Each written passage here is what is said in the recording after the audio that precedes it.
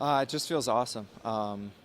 Nice to sleep in my own bed and all those other little things that go along with fight week, but just the fact that all my friends and family and people I know are going to be out in the stands cheering me on. I've been a lot of places around the world so far in my UFC career, and whenever you're somewhere else, it seems like everybody's kind of cheering against you. So it's good to probably Saturday. I'm expecting a lot of home support. Fighting at home, that home support, as you just mentioned, does that put some pressure on your shoulders, extra pressure, or more motivation? Is it a balance? No pressure. You know, on the regional scene, you're expected to sell all these tickets and hustle and do all that kind of stuff. I can just come to this event and take in all the good energy, and I think it's all good vibes. I believe this is your first open workout, if I'm not mistaken. Are you looking forward to it? Usually you're doing the scrum afterwards. You haven't done the open workout yet, but are you excited to go out there and see the fans? Yeah, seventh UFC fight, first open workout, so I really don't even actually know what to fully expect, but really excited for it. It's been it's up and down for you in the UFC. I mean, you haven't had a streak whatsoever, but you haven't had a losing skid either, coming off a loss. So we can pretty much assume that means you're going to win. Does that seem right?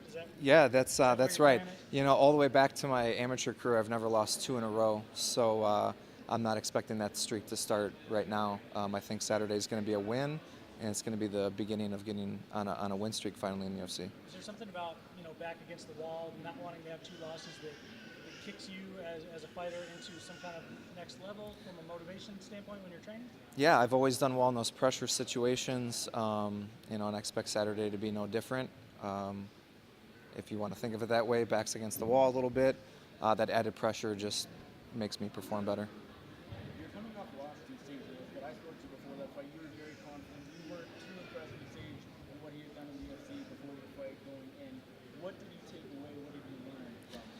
Yeah, he did a really good job. Great cardio. Obviously a strong kid. A lot better jiu-jitsu defense and stuff than I was expecting. He's getting better, but going back to the drawing board and trying to fix things that you need to work on after a loss. I felt like as long as I had energy during that fight, I was doing very well. And the only thing I can really relate the energy thing to is the fact that I was dealing with a staph infection the week of the fight. About 6 days out, I couldn't really get out of bed and had a fever and all that kind of stuff going on. So just kind of is what it is when you take a fight like that and you're not 100% healthy. Are you bummed that he's left the UFC so you can't get that back anytime soon? Yeah, there's not a lot of rematches that go on and stuff like that. There's a lot of fights I wish I could have back. The Sergio fight was a split decision down in Brazil. If that was on the Milwaukee card this Saturday, who knows? There's a lot of stuff like that. So I'm just going to keep taking each fight one at a time and go with whoever they give me. It might be a silly question, but is it fair to say that staph infection played a bit of an impact in the fight? My gas tank has never zapped like that before. I've been in decision plenty of times. You guys see me even in the UFC go to decision, and yeah, I've never felt like that before.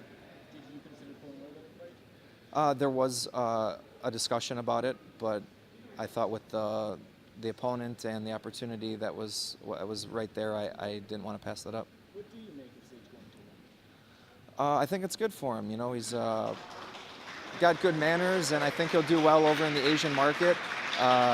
He is progressing a lot. I think now that he's done with school and he's found a good gym, I think he's going to continue to do really well, and we'll see. Maybe we'll see him back in the UFC. There's been a lot of fighters talking about getting rid of welterweight, maybe 165, 175. Where do you fall? Yeah, I'm really big into making this happen. I just think it just makes sense. There's more fighters anywhere at 55 and 70, and then that's right when the weight classes start to go up in 15-pound increments. There's tons of talent in that weight range. I think it's about time that we make that happen. Would you go down? I think it would just kind of depend on how things all worked out, and I'd have to have that discussion with my nutritionist and my coaches, and we'd just figure out what would be the best thing for me. I'm not really sure. I'm not 100% which one I would do.